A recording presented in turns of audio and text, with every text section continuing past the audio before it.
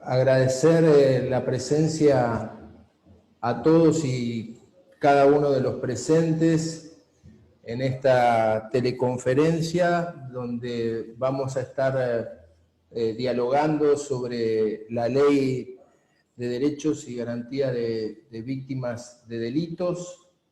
Agradecerles a todos los inscriptos y participantes, a la doctora Dayana Cohen Agrés, miembro de Usina de Justicia, a la doctora Raquel Solotop, miembro de Usina de Justicia, a Guillermo Barnac, a la señora Dora Rodríguez, miembro de Ciudadanos en Alerta, a María Inés Massino, a la licenciada Mónica Díaz, a Sebastián Pereira, a Miriam Reibel, a Ana Marisol Ramírez, a Fabián Gómez, a la doctora Gabriela Covelli, a Alejandro Longo, a Graciela Altamirano, a Belén Diramo de la Municipalidad de Villa Constitución, a la doctora María Borello, a María Inés Hortellado y a Yanina Techera, Gabriel Segredo, a Marta Bellene, a Silvia Aquino, a Germán Abdala y a Marcelo Weber. Desde el Observatorio de Víctimas de Delitos, organismo dependiente de la Comisión de Asuntos Constitucionales de la Cámara de Diputados de la provincia de Santa Fe, para nosotros es un gran honor la presencia de todos y cada uno de ustedes, y en especial agradecerles a los disertantes que hoy nos van a estar acompañando, a la doctora Donata Chesi, médica, cofundadora y vicepresidente de Usina de Justicia, al doctor Ramiro Gutiérrez, abogado especialista en seguridad ciudadana y diputado nacional del Congreso. También al doctor Daniel Rollero, abogado especialista también en Derecho de las Víctimas y miembro de la Usina de Justicia. Y por último al doctor César Mayer, también abogado especialista en Derecho de Víctimas, Derecho de Víctimas y sus familiares. Así que, bueno, en realidad nosotros, desde el ámbito de la Cámara, hemos tomado la iniciativa de tratar de avanzar en la provincia de Santa Fe, que es hoy por hoy la provincia más insegura del país, en el reconocimiento de los derechos de las víctimas del delito y sus familiares, entendiendo, bueno, que este actor olvidado del proceso penal debe ampliar sus derechos y el reconocimiento de parte de todos los organismos del Estado y en especial también del ámbito de la legislatura a través de una legislación que vaya en ese sentido. Solemos decir que las víctimas de delito están atravesadas por la incapacidad del Estado, en primer lugar, de garantizar la seguridad, en segundo lugar, de terminar con la impunidad y de hacer cumplir a aquellos que violan la ley penal con la sanción respectiva. En nuestro abordaje a través del observatorio es poder colaborar en el reconocimiento de esos derechos en todos los ámbitos institucionales y no solamente en lo que tienen que ver con el patrocinio y el reconocimiento de esos derechos en el proceso penal, sino también en el reconocimiento de los derechos que tienen que ver con la asistencia desde el punto de vista psicológico y también con la asistencia desde el punto de vista social.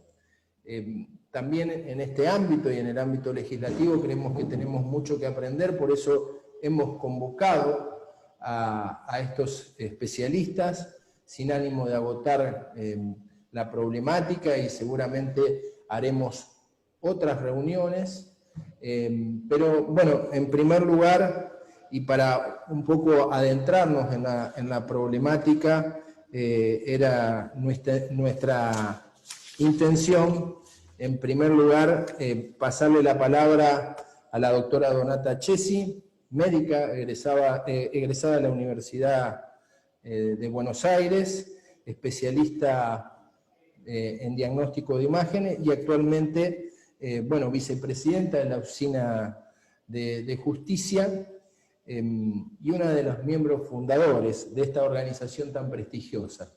Sin más trámite, Donata, agradecerte tu presencia y pasarte la palabra. Gracias por estar. Gracias a ustedes. Gracias a ustedes por esta invitación, que considero de enorme importancia para poder contarles quiénes somos y cuáles son los objetivos que nos mueven a trabajar en esta asociación. En primer lugar, quiero saludarlos a todos y cada uno de ustedes, y mi especial agradecimiento a vos, Oscar, por habernos invitado. Me siento un poquito apabullada, debo decir, por compartir este panel con tan prestigiosos abogados. Como bien dijiste, yo no soy abogada, soy médica, así que me disculpo de antemano si mi lenguaje jurídico no es el más apropiado. Pero puedo relatar mi testimonio con palabras muy concretas.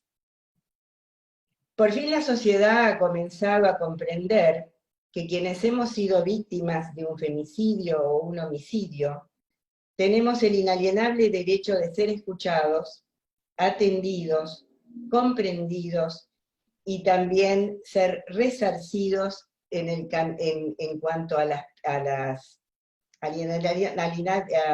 reparador, para ser resarcidos mediante sentencias justas, para poder iniciar el reparador camino del duelo.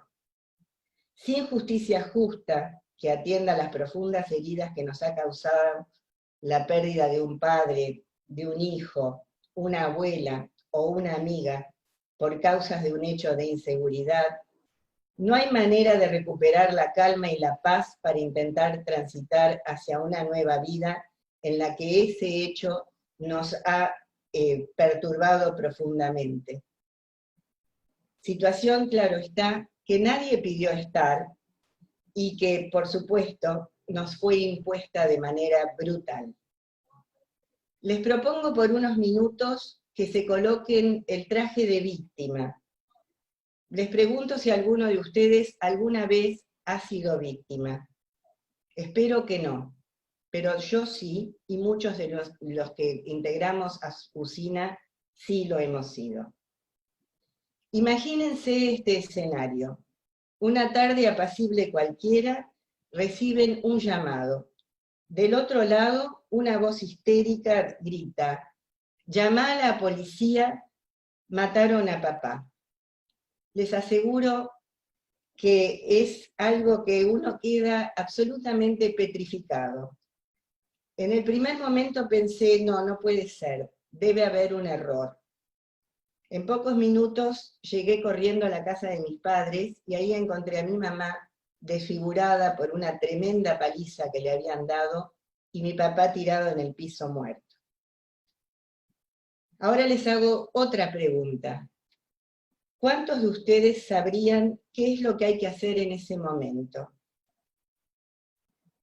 Supongo que pocos de ustedes me pueden contestar, porque es como si una bomba hubiera explotado en el seno de nuestra familia. Todo se transforma en un caos. Aparecen la policía, investigadores, levantan huellas digitales, lágrimas, y realmente sentimientos muy extraños empiezan a apoderarse de uno. Hay rabia, hay dolor, y de golpe me empieza a invadir otra sensación, temor a cometer errores irreparables para lo que sigue después, para la investigación. Como yo nunca había tenido nada que ver en lo relativo a lo judicial, palabras nuevas me empiezan a rondar. Algunas las entiendo, Otras, la verdad, no sé de qué me están hablando. Víctima, victimario, fiscalía, juez de ejecución, indagatorio, expediente, número de expediente. Aparecen palabras realmente que me confunden. Días de zozobra son los que siguen.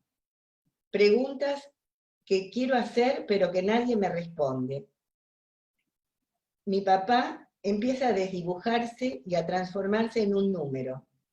Jueces y fiscales que en muchos casos no muestran la menor empatía con la víctima. Les aclaro, por supuesto que ustedes lo deben saber, que víctima se entiende por el fallecido y la familia, por los deudos. También debo asumir gastos imprevisibles, un funeral que nunca imaginé en ese momento, y de golpe también me pregunto, ¿necesitaré un abogado? ¿Pero cómo? ¿El asesino sí tiene un abogado y yo no? Pero, ¿y a mí quién me responde las preguntas que debo hacer? ¿Llamo a la fiscalía y llame más tarde, venga después? Señores, ahí me di cuenta que estaba absolutamente sola. Me disculpo con ustedes si les genero angustia con este relato, pero es así, porque pude comprobar con otras cientos de víctimas con las que hemos conversado que esta sensación de abandono y soledad es lo que nos afecta a todos. Este es el calvario que uno vive cuando en cuestión de segundos todo cambia. Ese ser querido, esa persona, comienza a transformarse en un expediente y perdió el derecho más trascendental que tenía, el derecho a la vida y luego a la reparación del daño causado. Poco a poco se va transformando en una carpeta con un número. La investigación sigue y si tenemos suerte, llegaremos a un juicio. Y en ese momento es cuando comienza el otro calvario. Podremos tener frente a frente la persona que nos hizo tanto daño, el victimario o el asesino, como me gustaba llamarlo a mí. Ese ser aparece frente a nosotros y ahí nos damos cuenta que ese individuo ya había delinquido otras veces, varias veces, y que había tenido salidas transitorias a las que realmente hacía lo que quería. Las violó una y otra vez. Ese asesino, que en ese momento tendría que haber estado preso, ese asesino estaba libre y fue el que mató a mi padre. Estas son las cosas de la injusticia, como nosotros llamamos. Esa ruleta rusa le tocó a mi familia. Yo me pregunto, ¿cómo puede ser? ¿Cómo puede ser? Pero es. Este año, con la excusa del COVID, se liberaron cientos de delincuentes peligrosos. Un miembro de nuestra organización se tomó el trabajo de monitorear los trágicos resultados de esta indiscriminada liberación. Y si alguno de ustedes tiene alguna duda, puedo acreditar documentación. Pero yo no fui invitada a este foro para contarles cómo una víctima puede contarle todo este testimonio, sino cómo una víctima puede transformar el dolor en acción. En el año 2014 conocí a la doctora Diana Cohen Agrest, Diana para nosotros, la mamá de Ezequiel. Ella, transida por el dolor, fundó esta increíble asociación que intenta ordenar las piezas de un gigantesco rompecabezas macabro, poniendo a la víctima en el primer lugar. Clamor por justicia, cambio de políticas públicas, devolverle a la víctima su real espacio y no ser una figura irrelevante, antes, durante y después del proceso. A que las víctimas seamos escuchadas y asesoradas, y que seamos tratadas con dignidad. Necesitamos que una ley de víctimas sea realidad en todo nuestro país, en cada provincia. Poco a poco, Usina de Justicia con otras organizaciones han instalado esta necesidad y hecho visible este vacío legal. Los derechos de las víctimas son tan básicos como cualquier otro derecho humano. Las víctimas nunca deben ser un cero a la izquierda o el convidado de piedra en esta tragedia. ¿Saben qué es lo más difícil cambiar en una sociedad? Cambiar un hábito, cambiar una costumbre. Durante décadas, nuestra justicia estuvo embebida por teorías abolicionistas que envenenaron la cabeza y los corazones de muchos magistrados, así también como los claustros universitarios. Los resultados están a la vista. La víctima es irrelevante. Hoy reclamamos que se nos informe, que podamos monitorear las decisiones futuras que modificarán la situación del delincuente, que se utilicen palabras claras y simples para que la gente de a pie, como yo, podamos entender que las decisiones que se toman, que los fiscales y los jueces se transformen en seres tangibles y no en figuras inalcanzables en su aura intocable, que tengamos derecho también, por supuesto, a un abogado que nos asista. Que las cárceles sean lugares seguros donde las penas se cumplan como corresponde. Así los presos no podrán salir a cometer sus fechorías. Que no haya más la llamada puerta giratoria y los delincuentes no tengan derecho a tener ese pasaporte para seguir cometiendo los desastres que perpetran. Usina de Justicia puso en marcha todo eso.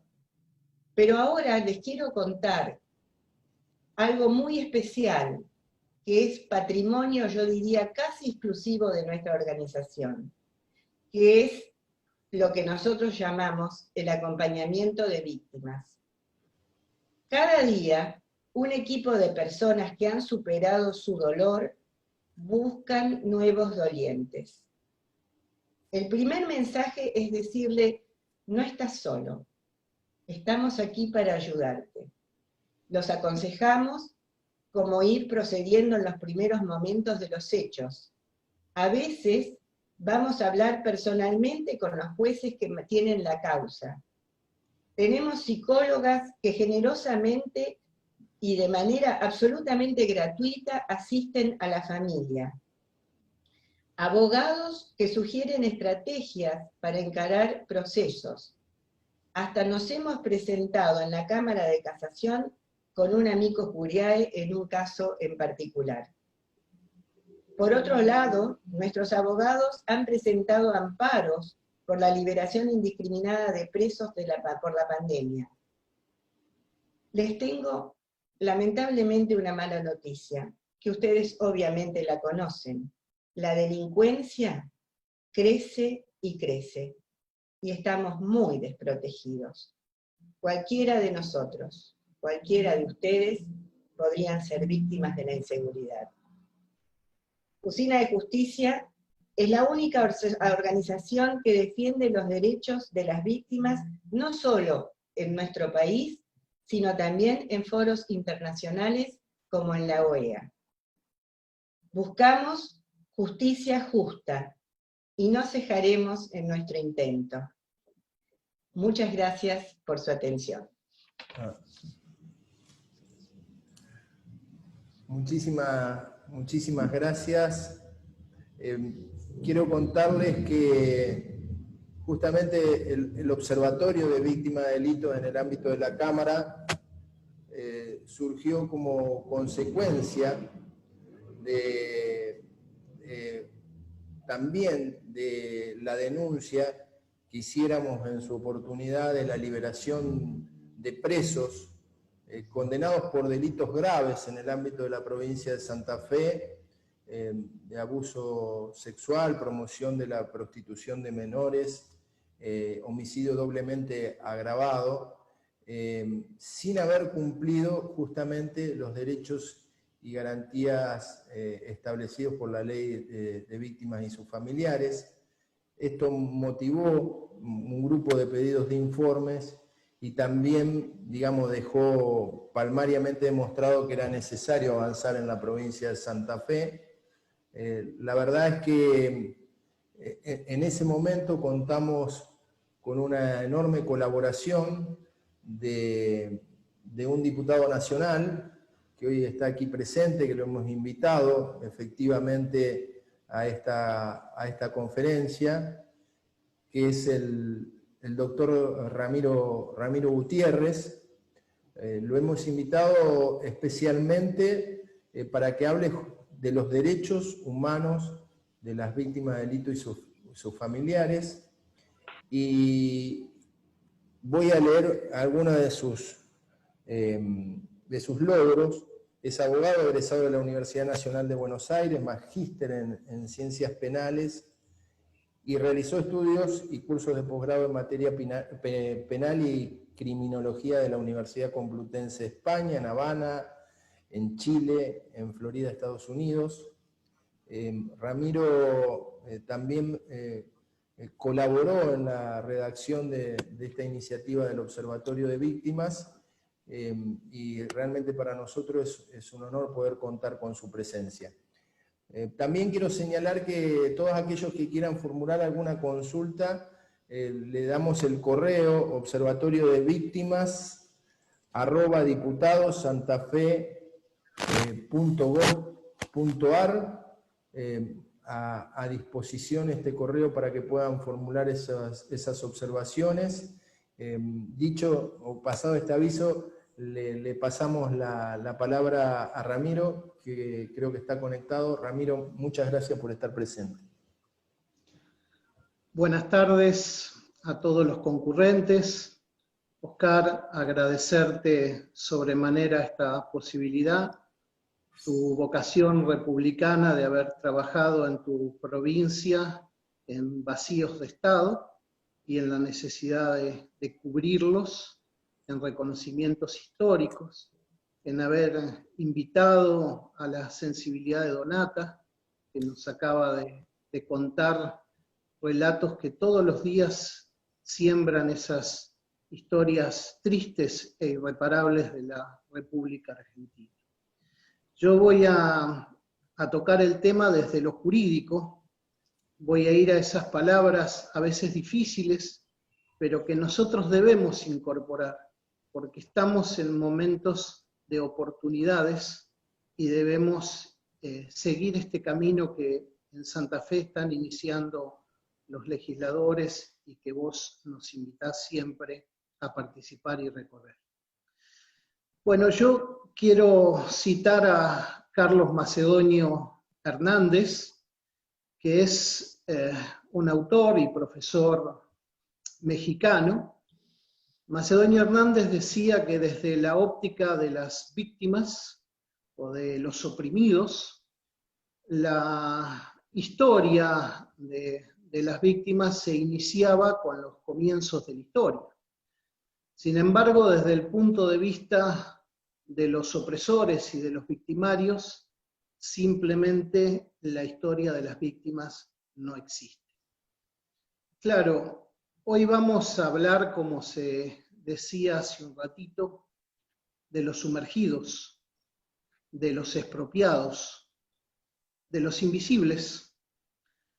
En la mayoría de los ordenamientos legales de las Américas, la víctima está invisibilizada. Si imagináramos una balanza con dos platillos, uno de ellos se cargó de derechos y es el platillo del imputado. Sin embargo, la víctima quedó en el pasado, quedó en un relato, en una reconstrucción, quedó a cargo de terceras personas, fue expropiada. Para analizar este proceso, vamos a hacer un pequeño recorrido. Primero nos vamos a detener en dos conceptos que son muy importantes. Después nos vamos a preguntar sobre el origen y vamos a dar un paseo por la provincia de Buenos Aires, por la de Santa Fe y vamos a terminar en la Nación. Todo muy rápido. Los dos conceptos que quiero compartir con ustedes son paradigma y cultura. Para hablar de paradigma tenemos que traer al filósofo Thomas Kuhn, que lo definía como aquella aquiescencia generalizada de la comunidad científica sobre un tema dado en un momento determinado. Los científicos se ponían de acuerdo sobre algo, sobre una premisa de la matemática, de la química, de la física. Le daban valor de universalidad y todos los demás lo acatábamos. Lo mismo puede suceder con las máximas y también puede suceder con las normas y dentro de las normas con la asignación de los derechos. Por voluntad legislativa, un sujeto que había sido olvidado en el proceso penal está en este proceso de fortalecimiento, de asignación de derechos. Hoy vamos a hablar nada más y nada menos que del cambio de paradigma en el proceso penal de la República Argentina. Las cosas eran de una manera y deben ser de otra manera. Claro, en este proceso, la reunión de hoy es un acontecimiento. Es decir, es un paso dentro de una sucesión de hitos en las cuales estamos generando algo muy importante, que se llama cultura. Estamos tratando de interiorizar a todos, de llevar esta antorcha encendida que va encendiendo otras antorchas, que empiecen a contar de la necesidad de este cambio trascendente a nivel de la justicia. Vamos a preguntarnos sobre el origen. La mayoría de los juristas piensan que el origen se encuentra en la ley. Había un filósofo alemán que hablaba de una pirámide, la pirámide de Kelsen, y él sostenía que en un estrato, en un elemento, en un escalón de esa pirámide, se encontraban las leyes. Y los juristas sostienen que este reconocimiento de derechos es de base legislativa. Primero nacional, y luego comienzan estas discusiones legislativas provinciales. Permítanme disentir con los queridos colegas y juristas. Para eso tenemos que ver cómo se inicia este camino. Este camino se inicia en el año 2016, cuando ingresa en el Congreso de la Nación Argentina un proyecto de ley diferente. Un proyecto que nos viene a traer una ley particular, una ley que contempla un sistema de protección de los derechos de las víctimas. El autor de esa ley es Sergio Tomás Massa y se inspiró en dos legislaciones muy potentes, la de España y la de México. Una vez que ingresa en el Congreso el proyecto, empieza la discusión y termina siendo un proyecto de la unanimidad. Todas las fuerzas con expresión política representadas en el Congreso de la Nación Argentina entendieron que había que tener una ley nueva que cubriese y amparase los derechos de las víctimas en nuestro territorio, que debía ser una ley de orden público con un claro mensaje del legislador nacional a los jueces, a los fiscales, a las otras legislaturas. Un mensaje de reconstrucción histórica de los derechos de las víctimas. Bien, pero sigue siendo un proceso eminentemente legislativo. Pensemos un poquito más, y para eso trasladémonos a la provincia de Buenos Aires. En estas horas, en mis tierras, yo soy bonaerense, se está discutiendo la ley de los derechos de las víctimas de la provincia de Buenos Aires. Ya tiene media sanción, el Senado la ha aprobado y ahora queda la discusión en diputados. Cuando ello ocurra, si Dios quiere, tendremos una ley adecuada a la ley nacional. Fíjense que dije adecuada y no adherida. La adecuación y la adhesión son cosas diferentes y el profesor Rollero, que también va a hablar en este Zoom, explicará ese tema, así que lo voy a dejar pendiente hasta ese momento. Sin embargo, en la provincia de Buenos Aires, la Constitución nos habla de un interés público y general de la provincia. Y cuando hay temas tan importantes que afectan el interés público y general de la provincia, hay un mandato de actuar a los legisladores. Deben hacer leyes sobre estos temas. Entonces, cuando hablamos de delito, cuando hablamos de las partes, cuando hablamos de los sujetos procesales, cuando hablamos del enjuiciamiento, cuando hablamos de la ejecución de la pena, en todos esos casos hablamos de un interés público y de un interés general de la provincia de Buenos Aires. Máxime cuando en mi provincia, el soberano, los ciudadanos, nosotros, podemos ser citados a un proceso penal a determinar la inocencia o la culpabilidad de una persona, ese juicio por jurados. Entonces, en mi provincia sí hay un mandato constitucional a regular leyes como las que asignan derechos a las víctimas. Revisando la Constitución de Santa Fe, no encuentro una norma similar al 103, inciso 13 de mi Constitución. Sin embargo, la Constitución de Santa Fe, en su preámbulo, nos exhorta a afianzar la justicia, algo de lo que habló Donata. Y también tiene un artículo como el 9, donde empieza a bosquejar los rudimentos de lo que se llama el debido proceso judicial. Ciertas reglas que son insoslayables cuando estamos frente a un proceso de enjuiciamiento. Bien, a nivel nacional, nuestra Constitución Nacional, en su preámbulo, también nos exhorta a afianzar la justicia.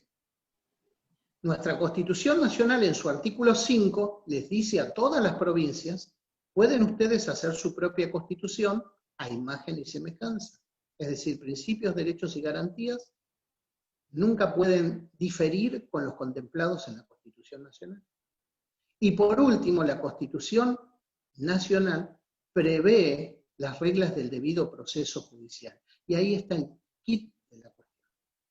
Es en ese artículo, que es el 18 de la Constitución Nacional, donde se van a encontrar por primera vez los derechos constitucionales de la víctima. Ya no son simplemente derechos emanados de una ley.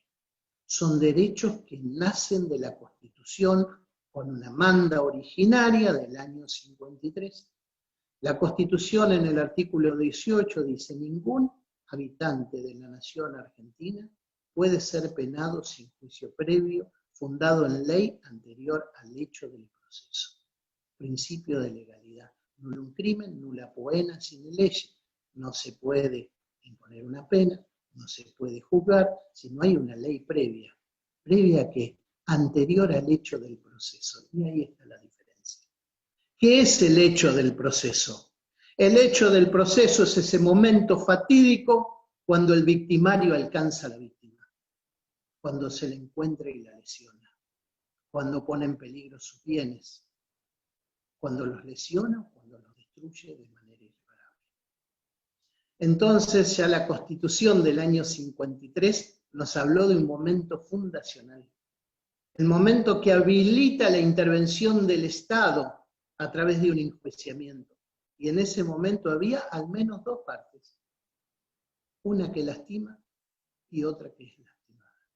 Entonces la víctima es parte del momento original, está en nuestra Constitución. Pero claro, con las tensiones y la asimetría del Estado persiguiendo a un sospechoso, solo un platillo de la balanza se cargó de derechos. Los derechos de ese consorte procesal que llamamos imputado. Luego nuestra Constitución se amplió en el año 94 con la incorporación de pactos, tratados, convenciones de derechos humanos. Y ahí ese debido proceso judicial, esas reglas de garantía para el enjuiciamiento y para la ejecución de la pena, también se ampliaron.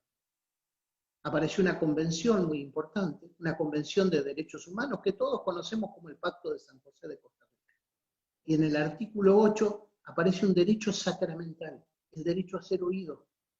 El derecho a ser oído, ¿cuándo? En cualquier instancia del proceso. Sin embargo, ese derecho otra vez se asignó al imputado. Y la víctima estaba adormecida, invisibilizada. Era fundante, pero no la veíamos, no la traíamos, no la escuchábamos. No era parte de las conversaciones relevantes de la justicia. Voy a citar dos hitos trascendentes, no ubicados cronológicamente, sino por la potencia que significaron. El primero son las 100 reglas de Brasilia sobre el acceso a la justicia de las personas vulnerables. ¿Por qué las cito? Porque la acordada 5 del 2009 de la Corte Suprema de Justicia de la Nación Argentina la dirigió. Y esas 100 reglas empiezan a asimilar a la víctima como una persona vulnerable, donde hay un proceso de victimización y de revictimización, y que necesita ser cuidada, y que necesita ser protegida, y que hay que tener cuidado cuando se pone en libertad una persona, porque puede volver a revictimizarla. Entonces todo ese proceso comienza a marcar un nuevo rol, con nuevos derechos para la víctima. Pero el paso más trascendente nace de un fallo, y un fallo de la Corte Interamericana de Derechos Humanos. Es el fallo Barrios Altos contra Perú del 2001. Es un fallo contra un Estado que había violado sistemáticamente derechos humanos, que a través de acciones de sus agentes responsables había matado a unas personas en un hecho muy puntual. Estaban en una colecta de fondos para arreglar un edificio y agentes del Estado mataron a varias personas. Y luego hubo una ley de amnistía. Entonces ese caso llegó a la Corte y la Corte dijo que debía anularse la ley de amnistía, porque las víctimas sobrevivientes, los familiares de las víctimas, nunca habían podido ser oídos ante el juez. Y si hubiesen podido ser oídos frente al juez, hubiese habido una investigación, hubiese habido una captura, hubiese habido una sentencia y hubiese habido una reparación. Entonces, ese fallo es trascendente, amplía el derecho a ser oído a las víctimas. Y ese es un derecho humano fundamental. Y la víctima empieza a ser considerada como un actor esencial en el proceso de la reconstrucción de la verdad, la justicia y la reparación. Por primera vez, la víctima debe ser un sujeto presente, notificado y útil. El criterio de utilidad. ¿De qué nos sirve una víctima reconocida o identificada si no es útil su capacidad de transformar algo dentro del proceso? Bien, para terminar quiero citar un gran constitucionalista argentino, Vidal Campos, que toma estos conceptos cuando habla del debido proceso y dice: si un proceso está receptado por la ley, para que cumpla los estándares del debido proceso legal, debe permitirle al individuo la posibilidad de participar con utilidad. La víctima debe poder participar con utilidad en los procesos penales. Quiero traer aquí a dos autores muy importantes, criminólogos, como es mi ciencia, mi métier. Uno de ellos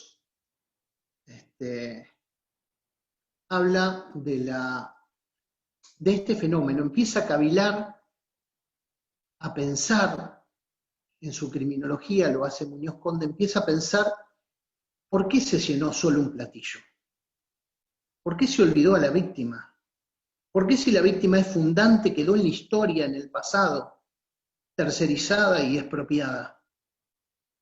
Y él sostiene que en ese momento de la tensión del delito, el único que fascina es el delincuente. Las luces siempre caen sobre el delincuente. Tiene la atención, tiene el rol protagónico. Y García Pablós de Molina, el catedrático español, dice que todo el sistema penal y la criminología puso sus esfuerzos en el delincuente. Y la sociedad dejó para la víctima la compasión. Pues bien, queridos amigos, la víctima no necesita compasión. La víctima necesita participación y participación útil. Por eso, en momentos como este, donde estamos gestando cultura, nosotros debemos tener muy claros cuáles son los derechos de las víctimas. Debemos trabajar para maximizarlos y sobre todas las cosas para que se cumplan efectivamente. Muchas gracias. Bueno, mil gracias, Ramiro. Quiero señalar que está presente Ezequiel Lowen, Viviana Perrone, Ignacio Ibáñez, también funcionarios del Ministerio, de la Secretaría de Justicia de la provincia de La CAJ, Claudio Einbinder, y bueno, y también señalar que en función de la tarea que venimos desarrollando, también están presentes los presidentes de los colegios de abogados de las 5 jurisdicciones de la provincia de Santa Fe, Mabel Eusebio de Rafaela, Julio Pagano de Reconquista, Alberto Turcato de Venado, Andrés Abramovich de Santa Fe y Carlos Sensín de Rosario. Con ellos hemos estado intercambiando documentos, concretamente para firmar un convenio, y queremos anunciar en el marco de esta disertación que también hemos planteado un reglamento para formular una audiencia pública para discutir en el ámbito de la provincia una ley de derechos y garantías de víctimas. Seguramente en algunos momentos nos va a estar acompañando el presidente de la Comisión de Asuntos Constitucionales, Pablo Farías. En este procedimiento de audiencias públicas, nosotros vamos a convocar a las asociaciones de víctimas, no solamente de Santa Fe, sino también de todo el país, para que puedan brindar justamente su expertise, su trayectoria, su experiencia, el aporte del camino recorrido.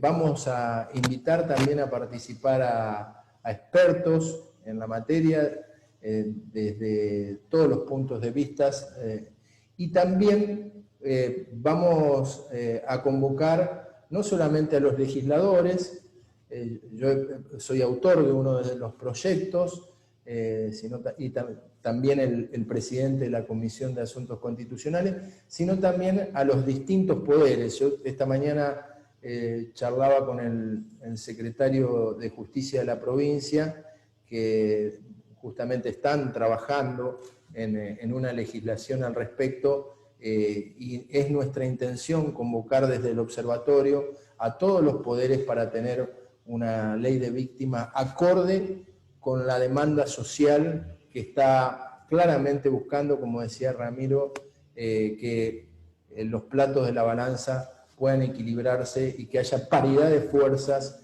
en lo que respecta justamente al proceso penal. Así que, bueno, muchas gracias. Le voy a pasar la palabra al doctor Daniel Rollero. Él no solamente, digamos, es abogado y titular de un estudio jurídico, sino que también es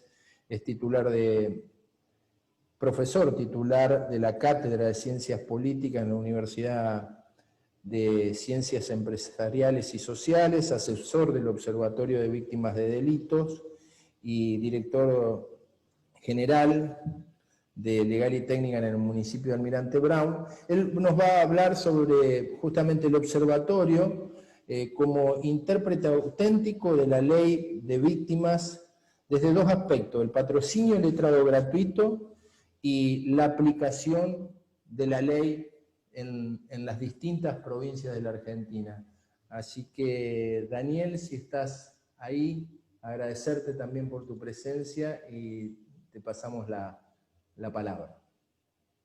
Sí, gracias a Oscar por la invitación y un placer compartir desde ya el panel con la doctora Donata Chesi, con el doctor César Mayer y por supuesto también con el diputado Ramírez Gutiérrez. El tema, tal cual indicó el diputado Martínez, es el observatorio como intérprete auténtico de la ley de víctimas en 2 aspectos particulares, que son el patrocinio letrado gratuito y la aplicación de la ley en las provincias. Se me ocurre plantear la respuesta a qué pregunta son la ley de víctimas y el Observatorio de Víctimas. ¿Qué necesidad satisface la ley de víctimas y un observatorio de víctimas? Y para hacer esto hago un recorrido en 3 cuestiones que son: ¿qué tiene que saber o conocer una víctima? ¿Qué es lo que puede hacer una víctima? ¿Y qué es lo que debe esperar una víctima? Y para lograr eso, nada mejor que observar. La pregunta seguida entonces, ¿observar qué? Observar los hechos. Necesitamos siempre un diseño de políticas basadas en evidencias. Observar la ley en cuanto a que se cumpla sus mandatos y todo lo que ordena, sería un rol de control.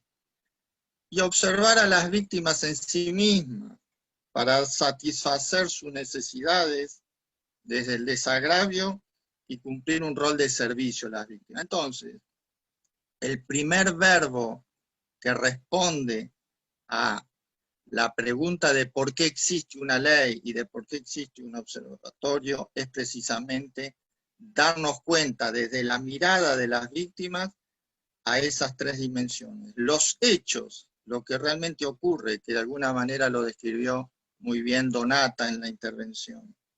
La ley, un poco la encuadró Ramiro en su exposición. Y a las propias víctimas, muchas de las cuales en este momento estamos compartiendo este foro. ¿Por qué estos 2 puntos? El patrocinio letrado gratuito y la aplicación de la ley en las provincias. Porque considero que son cuestiones críticas que han dado lugar a debates e incluso a posiciones en contradicción. Un dato. En la encuesta nacional de necesidades jurídicas que realizó Ministerio de Justicia y Derechos Humanos junto con la Facultad de Derecho de la UBA, que está publicado en el año noviembre de 2019, el año pasado, hay un dato que me llamó mucho la atención. Cuando se hacen una serie de preguntas en la encuesta, dice, ¿por qué no consiguió asesoramiento legal profesional? Y la respuesta es, no pude pagarlo, un 27,3%. Aclaro, no es solamente por cuestiones de índole penales, sino en general. Pero es llamativo que prácticamente un 27%, si lo proyectamos como encuesta nacional, que de hecho lo fue, no puede acceder a una solución jurídica porque no tiene el dinero necesario. Y el otro punto es, ¿a quién recurrió? Un 75,9%, un 76%, asesoramiento legal profesional. Todas las otras áreas que prestan servicio al Estado, oficinas, defensorías, etcétera, apenas un 17%. Por lo tanto, es fundamental, y ahora lo vamos a ver en el siguiente punto, es fundamental el patrocinio letrado gratuito para toda la vida. Y el otro punto, decíamos, es la aplicación de la ley en las provincias. Esto ha generado desde el primer día un debate en los tribunales. Fundamentalmente se abrió el debate porque consideraban que los hechos cuya condena habían recaído con anterioridad a la sanción de la ley impedían la aplicación de la ley, lo cual extendió a analizar si era una ley procesal o una ley con derecho de fondo.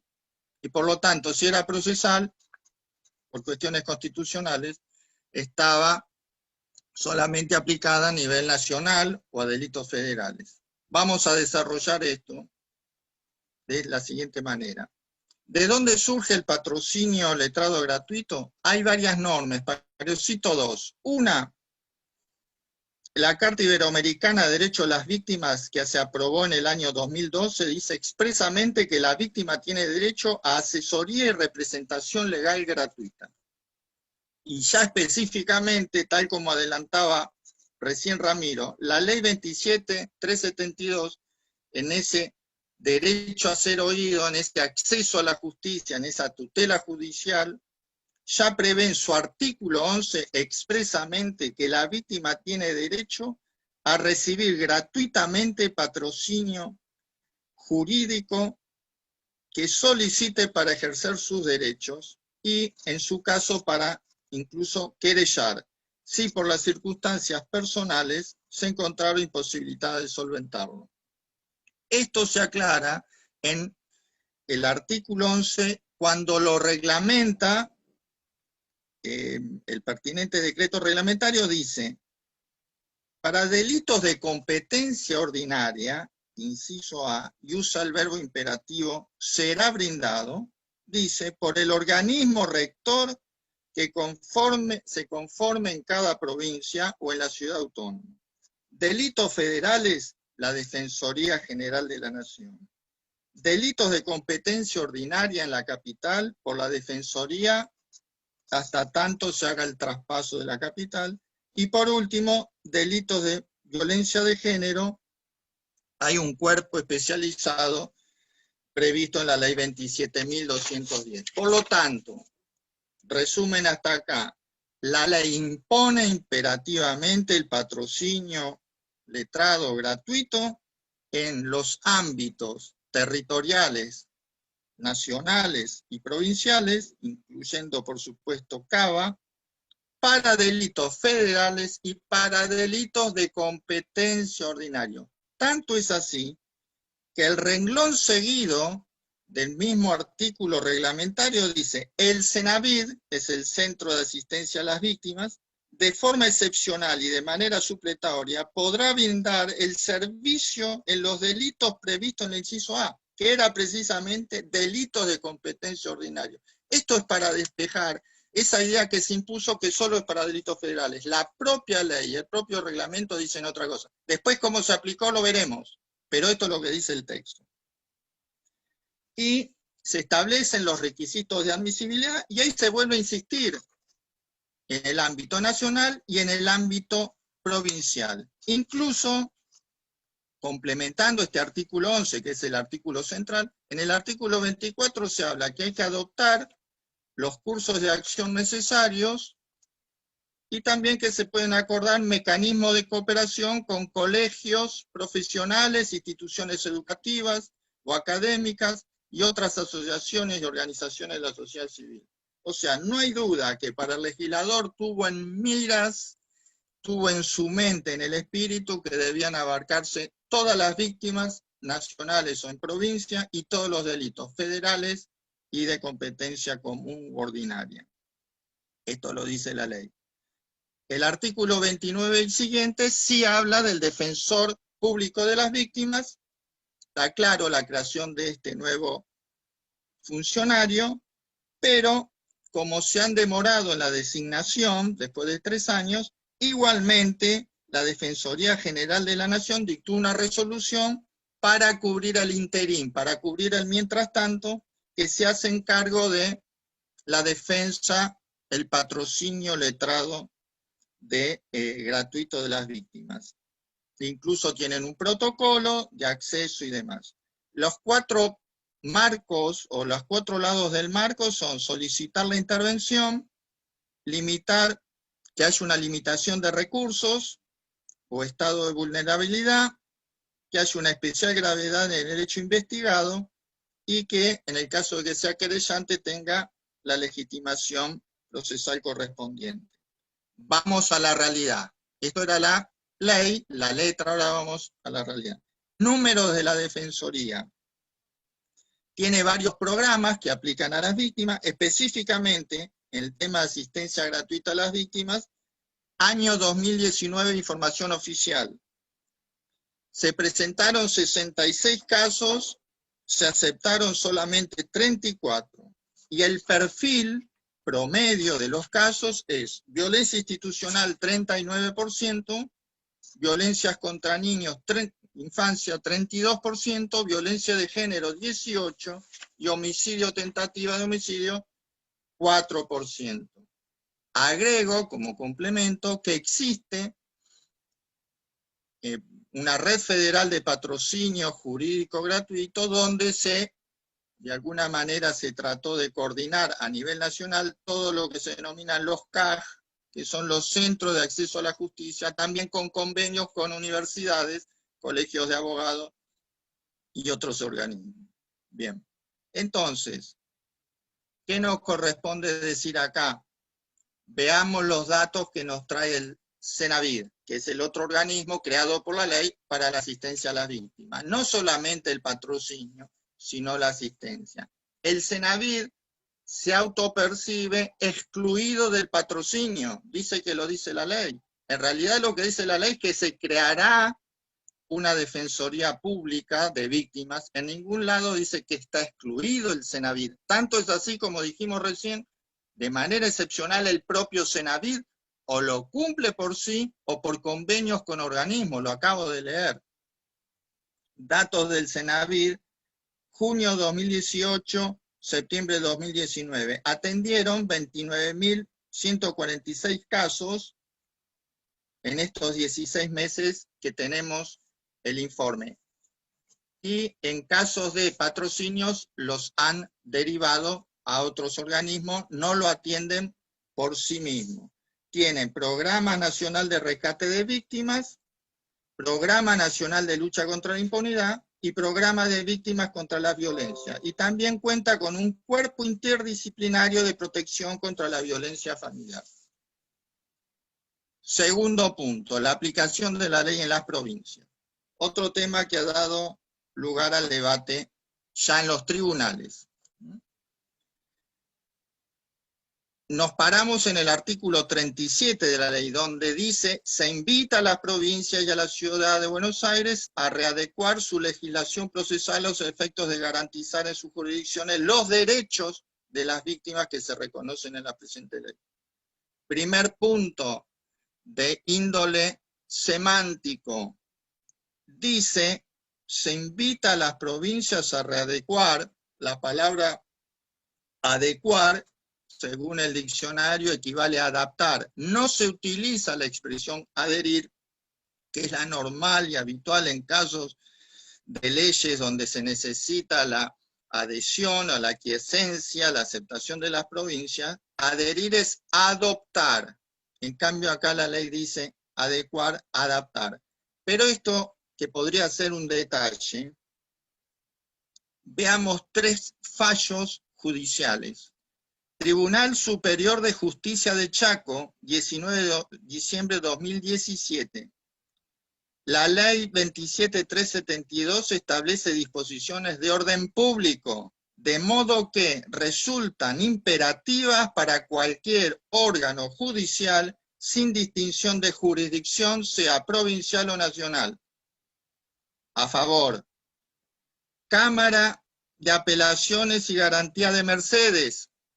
Entiende que es una ley procesal, por lo tanto no se aplicaría en las provincias, pero deja aclarado en el propio fallo que rechazó la aplicación, diciendo que nuestro enfoque es susceptible de ser replicado, porque si miramos el artículo 12 de la ley y concordantes, en efecto forman parte de una ley que define un estatuto jurídico de las víctimas y por lo tanto son, dice, derechos que pueden calificarse extraprocesales, con lo cual esos principios serían sí aplicables en las provincias. Tercer fallo, muy conocido porque salió en los medios, el caso de la liberación de los presos, Suprema Corte de Justicia, provincia de Buenos Aires, fecha junio de este año, exactamente el día 16 de junio. También consideró que era una ley procesal, por lo tanto no aplicable, pero aclara, ello, pese a los textos invocados, se pueden extraer ciertas directivas de actuación, cuya observancia por los jueces, según la razonada discreción y con arreglo a las circunstancias de cada caso, es dable propiciar. Es decir, dice, la ley no la aplicamos, pero sí los principios. Vemos que de una manera expresa el Tribunal de Chaco dijo que sí, y de una manera más subliminal la Cámara de Apelaciones de Mercedes y la Suprema Corte de la provincia dicen que no, pero. ¿Cómo se resuelve entonces la cuestión? ¿Se trata de normas procesales o se trata de asuntos legislados que trascienden la norma procesal. Si es el primer caso, obviamente, por los artículos 5 y 75, inciso 12 de la Constitución Nacional, no sería aplicable en las provincias. En cambio, si se trata el fondo, los derechos y garantías de los capítulos 1 a 3 de la ley, entonces correspondería que es imperativa su aplicación tanto en provincias y en Ciudad de Buenos Aires por el artículo 75, inciso 22 de la Constitución. Es la propia redacción legal la que habilita esta interpretación, que es la correcta, por dos elementos más.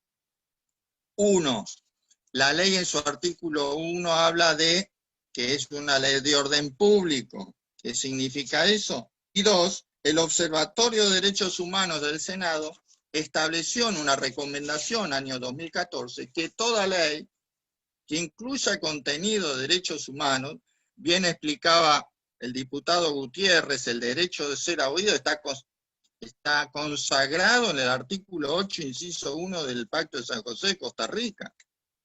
Dice que en esos casos las leyes deben ser de orden pública, esta lo es, leamos el artículo 1, y que ninguna jurisdicción subnacional, provincia, puede decir, no la voy a cumplir porque mi provincia no la adhirió.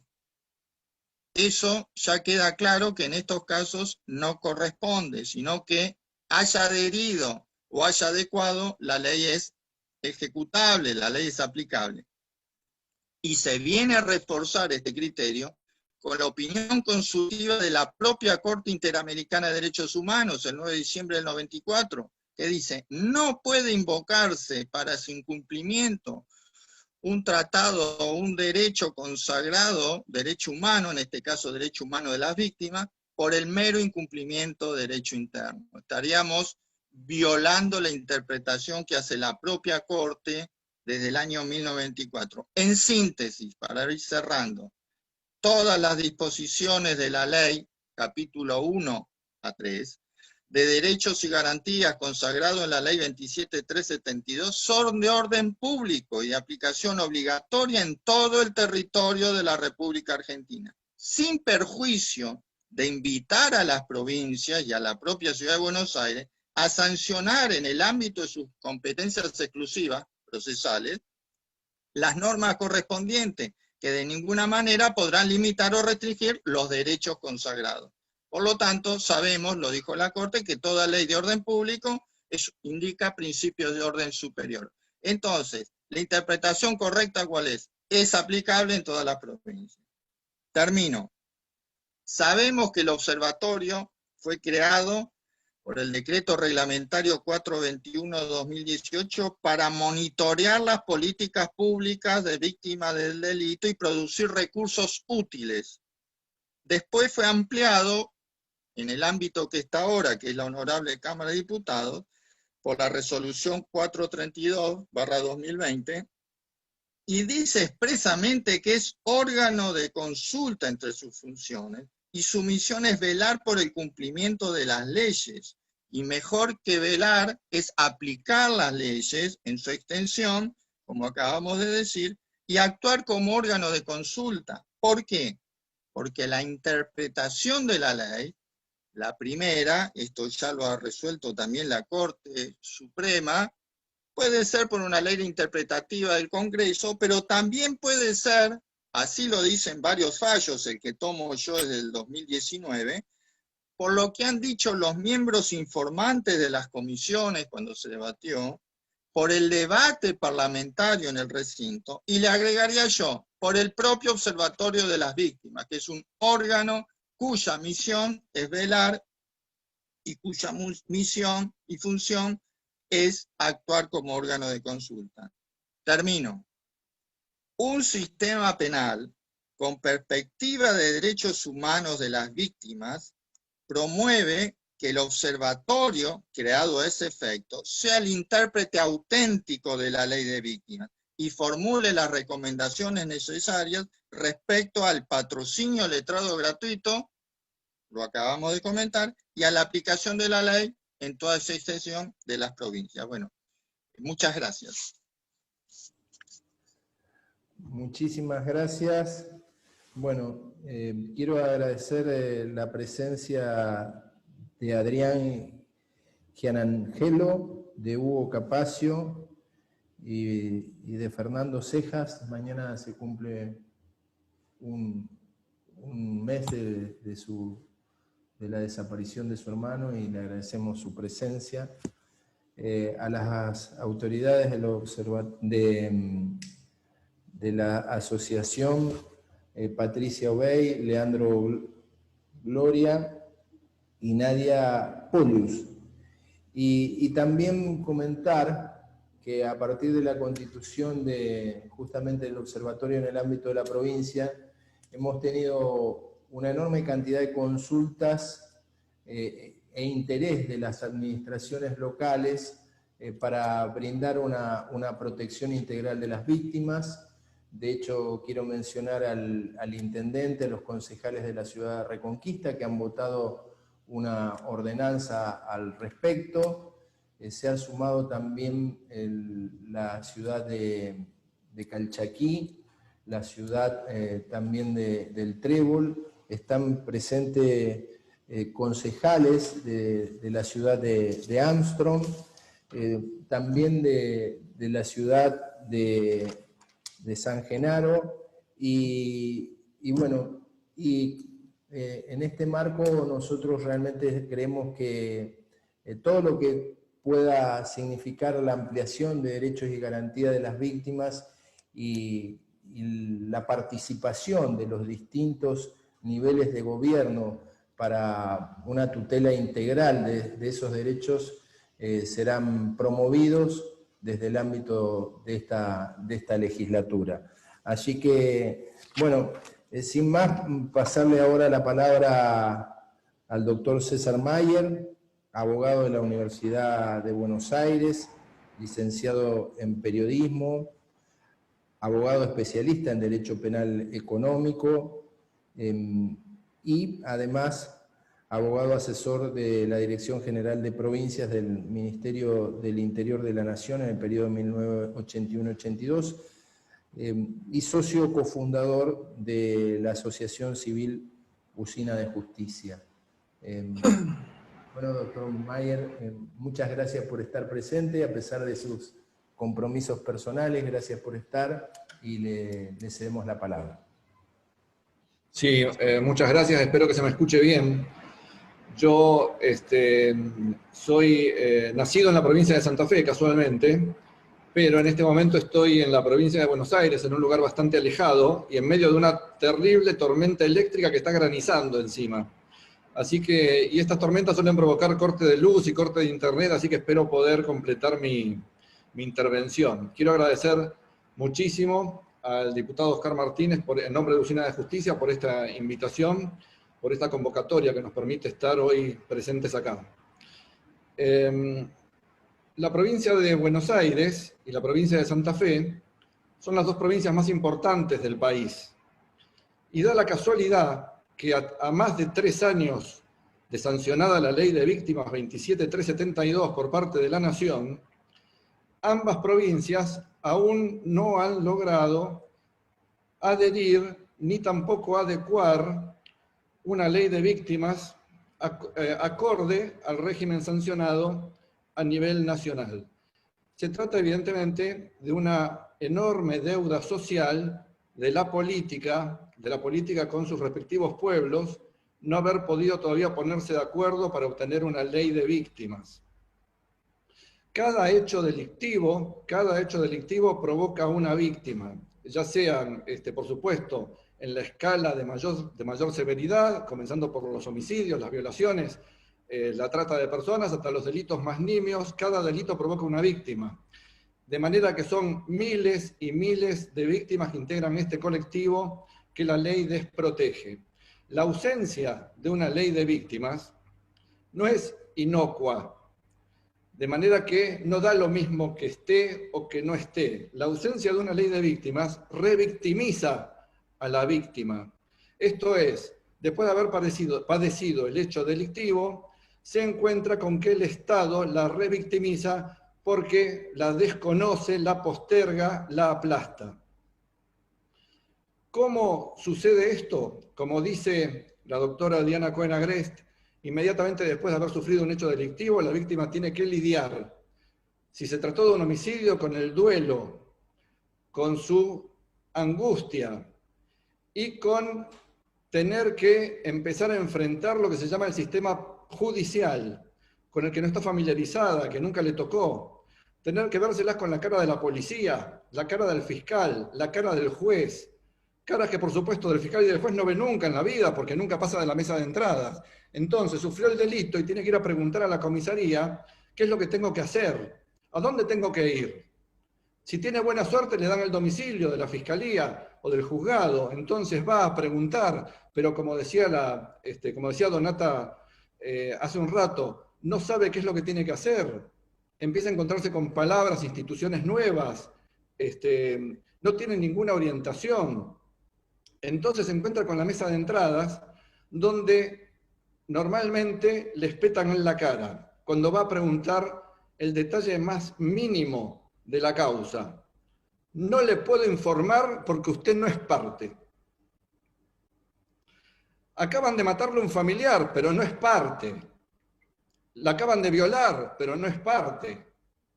Le robaron, pero no es parte. Entonces, si esa persona no es parte, ¿quién es la parte?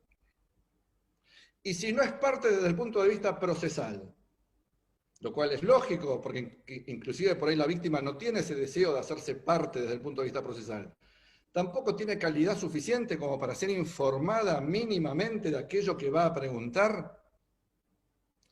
Esto me trae a la memoria un hecho que presencié en una UFI, en una fiscalía de la ciudad de Zárate, una vez, que lo quiero contar porque yo estaba presente.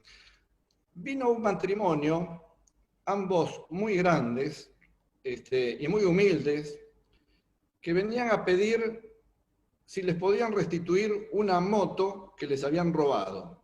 Entonces, hablan con la empleada de mesa de entradas y la empleada les dice: no les puedo informar nada porque ustedes no son parte.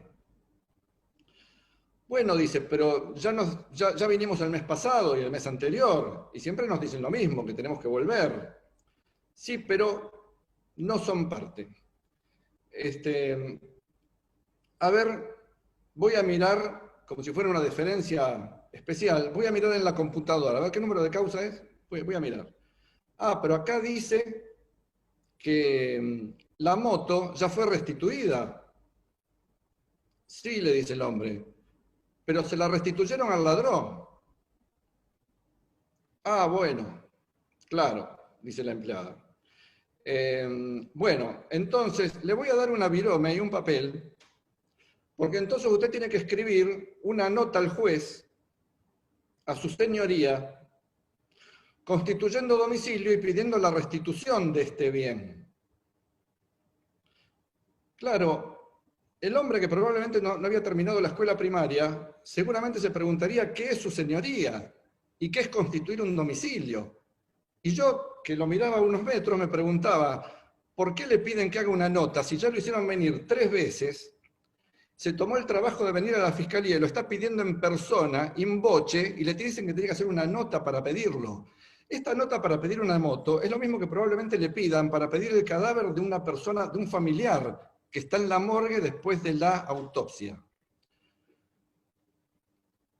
También me hace acordar el conocido caso de una jueza de la ciudad de Buenos Aires que le decía a sus empleados: no me fijen reuniones con las víctimas, porque no entienden nada. Encima piden cosas y lloran. En definitiva, más allá del delito, el Estado, en la medida que no tiene una ley de víctimas, revictimiza a estas personas. Y estos forman parte de un colectivo que continúa estando totalmente desprotegido.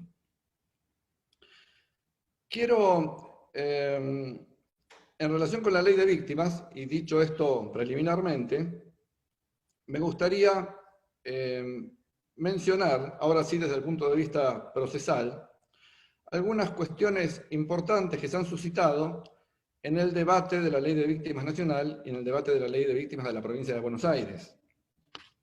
Y que sería importante que un nuevo proyecto, o el proyecto para la provincia de Santa Fe, tuviera en cuenta.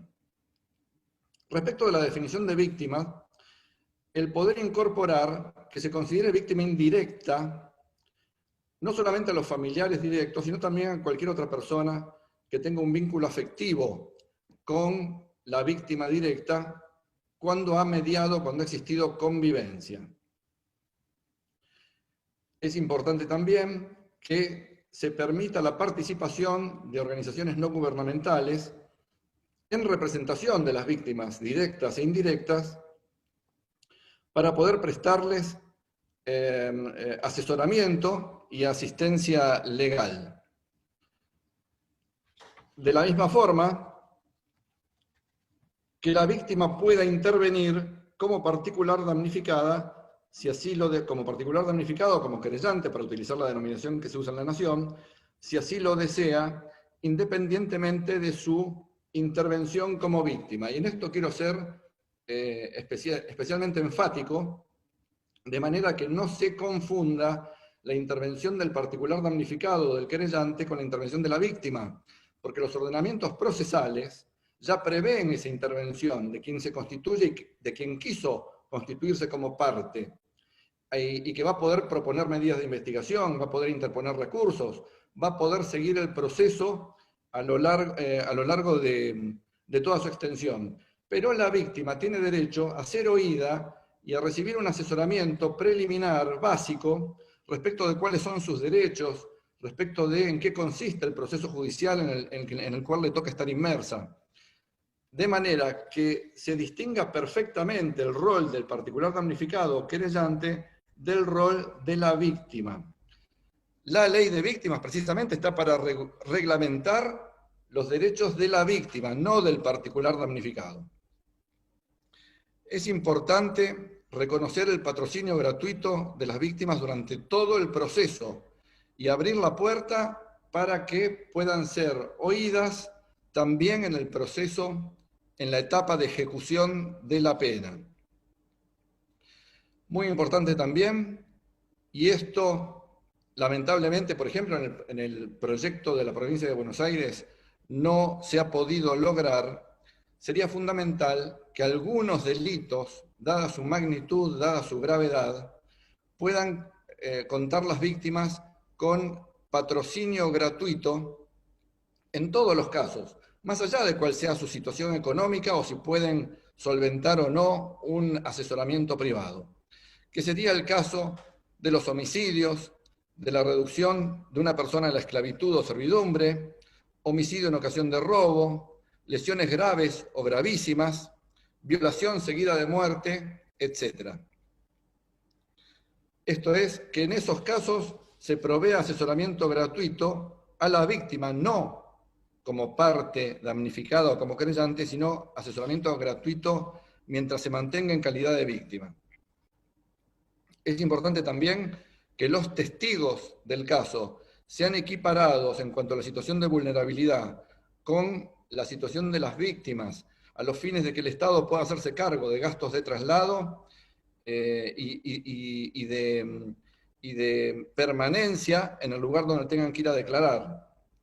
Esto está contemplado en la ley de la provincia, en el proyecto de la provincia de Buenos Aires. Que se haga extensiva la gratuidad a las costas y demás gastos del proceso. Básicamente, que las víctimas puedan ser oídas respecto de todas las decisiones que puedan tener relevancia a su respecto y a lo largo de todo el proceso. Y fundamentalmente, respecto de aquellas decisiones que dejen sin efecto medidas de coerción o dispongan libertades condicionales, libertades anticipadas, salidas transitorias, prisión domiciliaria, para que no tengan que enterarse que su victimario está en la calle cuando se lo crucen por la vereda, cuando el asesino vive, como es habitual en algunas barriadas, a una cuadra de la casa de su víctima, y se enteraron que salió libre un día porque se lo cruzaron en la calle. Esto es, que sean oídos en todas esas instancias y también cuando se decide la suspensión del juicio a prueba o el juicio abreviado, de forma que la opinión de las víctimas sea tomada en cuenta, que sean citados a las audiencias de probation, de suspensión del juicio a prueba y de juicio abreviado, y que el juez deba tomar en cuenta lo que manifiesten las víctimas a su respecto. Como dije, cualquier decisión respecto de la libertad del condenado y la posibilidad de otorgar, esto sí está previsto en el proyecto de Provincia de Buenos Aires, de otorgar a la víctima la posibilidad de decir sus últimas palabras, así como la tiene el victimario en el proceso, en el juicio oral, que la víctima también lo tenga previo a las últimas palabras del imputado. En el proyecto de Provincia de Buenos Aires se prevé que intervenga en la audiencia de alegatos como conclusión de los alegatos. Esta intervención que se proyecta para la víctima en todas las etapas del proceso determina también algunas modificaciones muy interesantes procesales respecto del particular damnificado querellante, porque a partir del momento en que se reconoce a la víctima la posibilidad de actuar en la etapa de ejecución de la pena y de ser oída, esto determina que también se le acuerde ese derecho al particular damnificado o querellante que hasta hoy no lo tenía. De igual forma, que se le dé intervención y la posibilidad al particular damnificado o querellante respecto de las decisiones sobre libertad condicional y sobre medidas de seguridad y la posibilidad de interponer recursos o pedir su revocación cuando lo considere conveniente. Estos son algunos puntos que han motivado debates en el proyecto de la Provincia de Buenos Aires y que me pareció importante traerlos acá a colación. Con esto quiero terminar y desde ya agradecer nuevamente en nombre de Usina de Justicia muchísimo por esta convocatoria. Bueno, muchísimas gracias. Bueno, quiero nuevamente hacer un agradecimiento a instituciones presentes, Alerta de Vecinos del barrio Las Flores de la ciudad de Santa Fe, a Miriam Reibel, integrante de la Red de Mujeres Policías, a Mujeres Activistas del Sur, a las autoridades del municipio de Villa Constitución, que nos han consultado justamente para fortalecer en esa localidad la protección de las víctimas y los familiares, a la ONG Desafíos y Compromisos, también a Sebastián Pereira, investigador de CONICET y profesor de la Universidad Nacional de San Martín, a la Red Vida, y bueno, y para cerrar, queremos dejar digamos, la posibilidad de que a través de observatorio de víctimas @diputadossantafe.gov.ar bueno, puedan tener acceso a las grabaciones de esta charla que hemos tenido con los distintos disertantes y a la vez, bueno, comunicar que para nosotros ha sido un enorme placer esta primer convocatoria y nuevamente ratificar nuestra vocación de avanzar en una ley provincial de derechos y garantías. Vuelvo a ratificar, esto es un anuncio, hemos acordado celebrar un convenio con los 5 colegios de la provincia de Santa Fe para poder llevar adelante justamente dentro de ese convenio una audiencia pública donde podamos convocar a los expertos, podamos convocar a las distintas asociaciones de víctimas no solamente del ámbito de la provincia, sino de otros lugares, y también a los colegios profesionales para que podamos tener la mejor ley. Algunas consideraciones en función de lo que decía César. Nosotros realmente creemos que hay que resolver esta situación donde el Estado le brinda patrocinio al imputado o al que ha cometido un delito y no le brinda patrocinio justamente a las víctimas de delitos. En la provincia de Santa Fe debemos construir también un defensor de las víctimas, un funcionario que sea responsable de llevar adelante esta tarea. También creemos que hay que modificar algunas normas del Código Procesal Penal, que si bien fue adaptado a la nueva ley de víctimas, no le permite la participación en instancias procesales tan importantes como el archivo judicial de las causas, los delitos no le permite participar en el procedimiento por flagrancia y tampoco le permite participar en una instancia tan importante como es la audiencia de sobreseimiento. Bueno, sobre estas cuestiones vamos a debatir, a discutir, a escuchar como representantes de la ciudadanía a todos y cada uno de los sectores involucrados. Les agradecemos profundamente a los expositores y a cada uno de los participantes. Estamos a disposición y en contacto a través de la página del Observatorio de Víctimas de la Cámara de Diputados de la provincia. Muchísimas gracias por estar y seguramente nos veremos pronto a través de este organismo de la Cámara de Diputados de Santa Fe. Muchas gracias.